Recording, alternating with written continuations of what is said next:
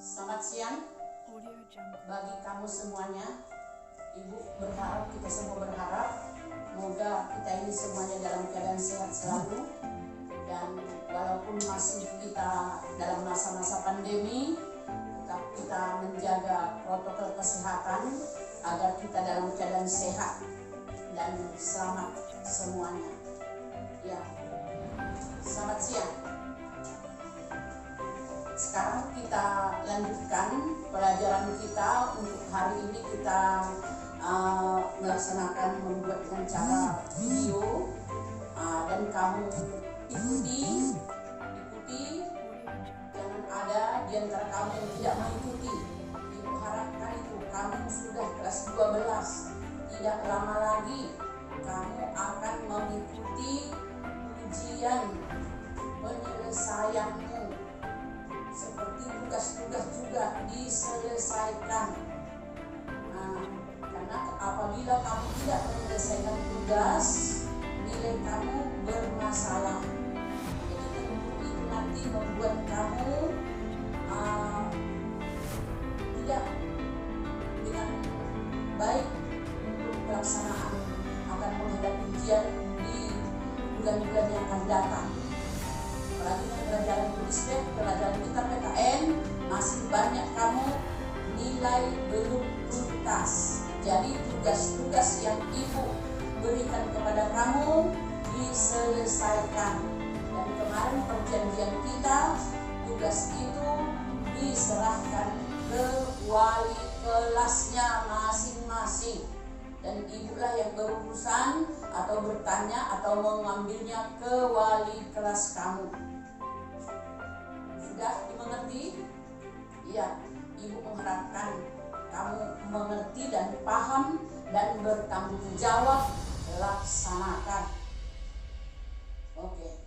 Sekarang kita lanjutkan pelajaran kita, yaitu minggu-minggu yang sudah lalu juga kita sudah membahas, ibu sudah memberikan materi, yaitu mengenai persatuan dan kesatuan bangsa Indonesia dari masa ke masa. Maksudnya dari masa ke masa itu di dalam bangsa Indonesia ini memperjuangkan persatuan dan kesatuan tersebut, tentu ada masa ke masanya sesuai dengan periode-periodenya. Sekarang kita masuk ke bagian kedua, yaitu periode masa Negara Kesatuan Republik Indonesia berbentuk serikat atau RIS, yang mana RIS itu dimulai dari 27 Desember tahun 1949 sampai 17 Agustus tahun 1950. Ya. Jadi kita lihat di situ, kita lihat dulu masa sebelum periode ini, yaitu sistem pemerintahan parlementer membawa bangsa Indonesia ke dalam keadaan yang tidak stabil, yaitu tidak stabilnya itu termasuk kabinet parlementer yang dibentuk gampang dan dijatuhkan pun gampang dengan adanya istilah mosi tidak percaya dari DPR. Bisa kamu buka buku siswa, buku PKN halaman 104 atau dari halaman 103. Buka buku siswa, buku paket kamu dari halaman 103. Kita lanjutkan. Pertama tadi, sistem parlementer membawa bangsa Indonesia ke dalam keadaan yang tidak stabil. Kabinet parlemen yang dibentuk gampang sekali dan dijatuhkan dengan istilah mosi tidak percaya dari DPR. Sistem pemerintahan parlementer tidak berjalan lama, yang dimulai dari 14 November sampai 1 27 Desember tahun 49. Dan dalam rentang waktu itu terjadi beberapa kali pergantian kabinet. Yaitu kita lihat di situ, yaitu lihat buku kamu di halaman pergantian kabinet itu, lihat buku kamu di halaman 103. Ada di situ kabinet Sultan Syahrir. Ada kabinet Sultan Syahrir 1, 2, Sultan Syahrir 3. Lihat di halaman 103 bukumu itu. Ada lagi kabinet Amir Syarifuddin. Lihat, kamu baca supaya lebih lengkap kamu ketahui. Itu kabinet-kabinet yang gampang dibentuk tadi, bahkan gampang juga dijatuhkan dengan istilah mosi tidak percaya dari DPR. Sekarang kita lihat, pada situasi pemerintahan yang tidak stabil itu, serta adanya rombongan Belanda yang ingin kembali menjajah Indonesia, hal ini menjadi catatan sejarah bahwa rakyat yang makin menderita. Periode Negara Kesatuan Republik Indonesia parlementer berakhir seiring dengan hasil kesepakatan dalam konferensi meja bundar antara Belanda dengan Indonesia, yang mana konferensi meja bundar tersebut merubah negara kita menjadi negara serikat, yaitu tanggal 27 Desember tahun 1949. Dan periode ini ditandai dengan munculnya gerakan-gerakan separatis, yang mana gerakan separatis itu bertujuan ingin mendirikan negara baru yang memisahkan diri dari NKRI. Next, seperti kita lihat PKI, Partai Komunis Indonesia di Madiun. Kalau pernah kamu mendengar ini, inilah pemberontakan PKI yang pertama di Madiun tahun 1948. Ini yang kedua, DI Darul Islam dan TII Tentara Islam Indonesia. Ini terjadi di Jawa Barat tahun 1949. Next. Itu dia yang dikatakan tadi, dengan adanya keinginan-keinginan beberapa daerah ingin memisahkan diri dari NKRI. Kita lihat, ini sudah tadi, ini sudah B. Sekarang kita masuk kepada sistem pemerintahan Republik Indonesia Serikat, RIS. Yang mana kita katakan tadi, RIS berlaku sejak adanya tadi konferensi meja bundar, yaitu berlaku 27 Desember 1945 sampai 17 Agustus 1950. Bentuk negara serikat, bentuk negara serikat atau disebut dengan istilah federasi, berarti negara bagian maksudnya itu. Bentuk negara serikat atau disebut istilahnya federasi atau disebutlah itu negara bagian. Jadi negara kita ini dulu, negara Republik Indonesia ini pada masa RIS berbentuk negara federal atau negara bagian, yang mana dibaginya menjadi 15 negara bagian. Padahal kalau kita lihat pelajaran kita 2 minggu yang lalu Ibu kasih sama kamu materi karakter daripada negara NKRI itu baru merdeka, dia membentuk baru 8 provinsi, 8 provinsinya. Namun setelah kita masuk menjadi negara RIS, yang 8 provinsi itu dibagi-bagi menjadi 15 negara bagian.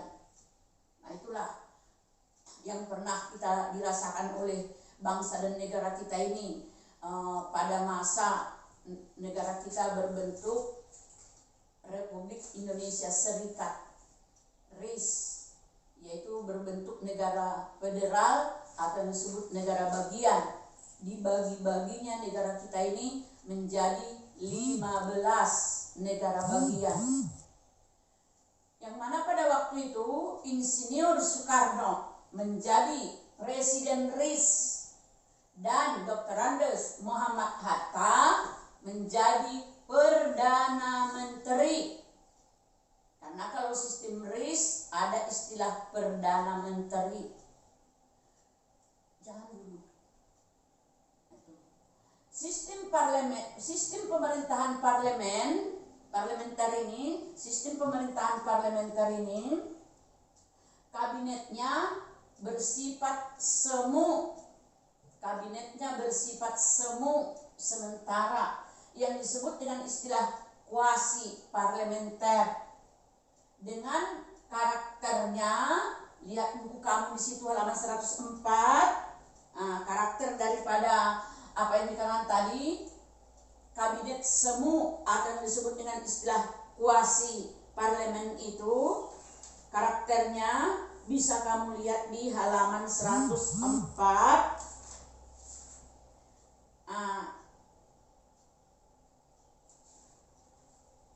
Ibu bacakan pertama, dibuat di situ, pengangkatan Perdana Menteri dilakukan oleh Presiden, bukan oleh parlemen sebagaimana mestinya. Itu. Yang berikutnya Ibu bacakan saya yang terakhir. Presiden RIS mempunyai kedudukan rangkap, yaitu sebagai kepala negara dan juga sebagai kepala pemerintahan. Itulah yang dikatakan dengan apa yang dimaksud tadi, karakter daripada RIS. Karakter daripada Republik Indonesia Serikat. Presidennya merangkap menjadi kepala negara, merangkap juga menjadi kepala pemerintahan. Itulah tempoh hari selalu kita pelajari. Kalau kita negara NKRI kita ini, kita presiden, kita menggunakan sistem pemerintahan presidensil atau presidensial. Artinya itu presidensil atau presidensial, presidenlah sebagai kepala negara. Iya, presidenlah sebagai kepala negara sekaligus sebagai kepala pemerintahan. RIS pun seperti itu. Itu yang dimaksudkan karakter daripada RIS. Kita lihat lagi, negara RIS selain mempunyai presiden dan menteri yang disebut kabinet, juga ada istilah senat. Ya, itu sistem karakter daripada RIS. Ada istilah senat. Berarti dia bukan hanya memiliki pemerintahan yang disebut presiden dan menteri, tapi dia juga memiliki senat, juga ada DPR-nya, juga ada Dewan Pengawasan Keuangan. Nah, yang mana parlemen RIS terdiri dari 2 badan, yaitu disebut dengan Senat dan DPR. Senat dan DPR. Di mana dikatakan lagi di situ, Senat beranggotakan wakil-wakil dari negara bagian itu tadi, yang mana perwakilannya terdiri dari 2 orang dari negara bagian itu. Itulah yang dimaksud dengan anggota Senat. anggota Senat itu adalah diambil 2 orang perwakilan dari negara-negara bagiannya, yang mana mereka itu wakilnya itu dari negara bagian itu langsung dihunjuk oleh pemerintah pusat. Nah, itulah yang termasuk dikatakan tadi sistem pemerintahan RIS, Republik Indonesia Serikat Parlementer. Nah, yang disebut tadi yang mana dia memiliki senat. Senat itu adalah wakil-wakil dari negara-negara bagian yang terdiri dari 2 orang, dan wakil itu langsung dihunjuk oleh pemerintah pusat. Itu dia yang dimaksud dengan apa yang dikatakan tadi Republik Indonesia Serikat Parlemen, iya. Dan untuk seterusnya, supaya kamu lebih paham lagi, kamu baca buku siswa itu dari halaman 102, 103, 104 dan seterusnya. Bahkan bagi kamu yang remedial, ini termasuklah tugas yang ibu berikan kepada kamu. Jadi tolong yang nilai remedial diselesaikan tugasnya. Ini sudah tanggal 27. Ini sudah tanggal 27. Batas waktu awal Februari, awal bulan 2 batas waktu. Itu. Jadi sudah cukup panjang waktu yang diberikan. Jangan kamu mengulur-ulur waktu dengan berbagai alasan. Tapi dibiasakan bertanggung jawab mengerjakan tugas yang diberikan. Itu. Oke. Jadi itu tadi bahan kita untuk siang ini dalam pembelajaran kita PKN untuk hari ini. Dan tugas itu selalu ibu ingatkan diselesaikan. Oke? Ya, kalau begitu ibu ingatkan lagi, baca kembali absen. Absen jangan lupa. Absen jangan lupa. Ya. Oke, sampai sekian untuk hari ini. Selamat siang.